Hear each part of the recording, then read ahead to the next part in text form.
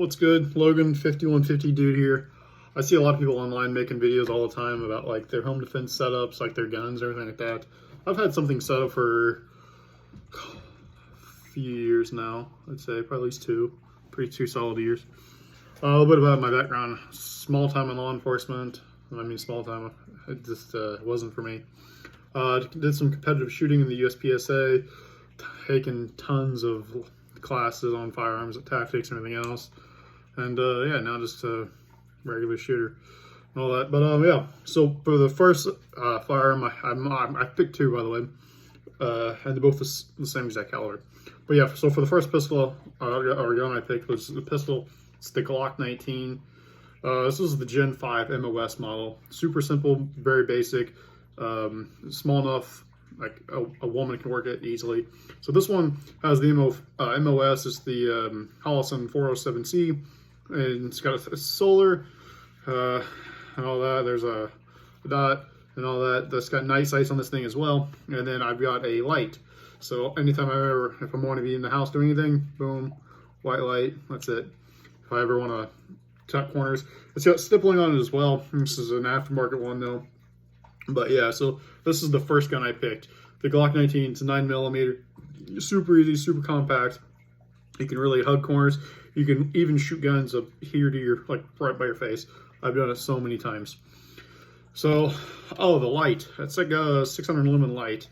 It's Enforce. I don't know, it was already on there when I got it. And I just left it on there because I actually don't mind it. So it's roughly 600 lumens up. So then for my carbine, and I'll get into why. Then on the carbine and everything else, same goes the pistol though. So for my carbine, this is a Palmetto State Armory AR and 9mm. So here's what's interesting about it. It takes Glock mags. So here's, I don't know, it's a 40-round stick mag. Just puts it in, go, and then I can just get it to work, just do whatever. Small enough, I can hug a lot of corners and everything else. So on this thing, I have a Hawk Gazer, 650 lumens, light laser combo, and for the optic is the Holosun 501s, or no, the 510C. It's also solar as well. And then the light and everything is set up right here. It's on a pressure switch. Sorry, which camera phones. Yeah, so it's all set up on a pressure switch right here. This is the 79 degree vertical, or not 79, 89 degree mag pull grip and all that as well. So some of you ATF nerds out there, lick a ball. Not mine, that's gay. But yeah, Hogan grip, because super sweet. And then just the basic pistol braces. But yeah, so I've got a sling mount right here. It's mag pull, and then down here I got one so I can run a 2-point sling if I want. But yeah. But yeah, so this is really basic and simple. So you're probably wondering, and this is a 7-inch barrel by the way. So you're probably wondering, why did this guy pick an AR-9 that short and a Glock 19? Very simple, and I'll put this into simple enough terms.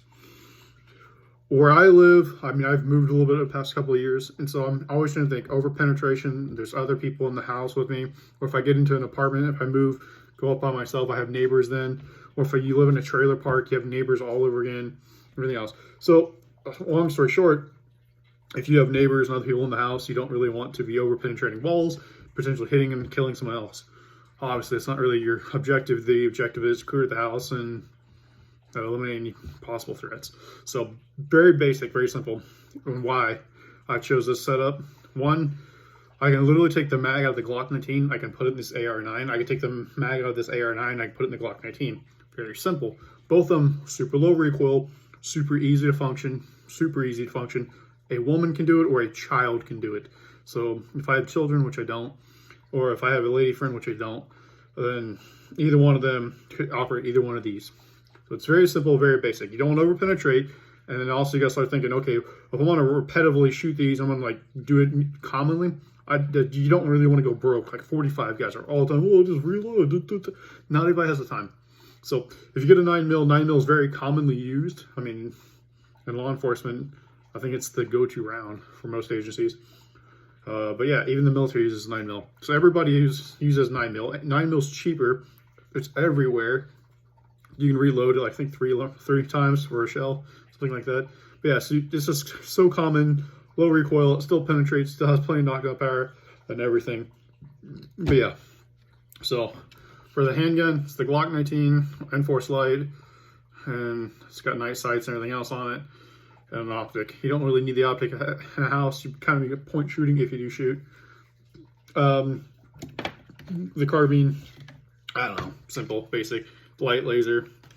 I wouldn't recommend white lighting, but yeah, super easy, super basic. So that's why I've got, this is my choice and setup for home defense. It's super easy. You can tuck the Glock into your pocket if you have to, if you don't have the time to get a holster out or a belt on. The carbine, 2-point sling, you can literally hang on your chest, throw a 1-point on if you want, and then that's just it. So it's super easy, super functional. And then for the price of the build, for anybody wondering, I think in this whole build right here, minus any mags or ammunition, I think I've got roughly $1,700, but I've kind of Gucci'd with it a little bit. So you can do it cheaper, obviously, because people do it all the time. But this is also something I shoot during the day and all that as well. But so now you don't really need to have an AR-15 and 5.56, or you don't need to have an AR-10 out there as well. Another thing I would say is 12 gauges or shotguns for home defense, I don't recommend.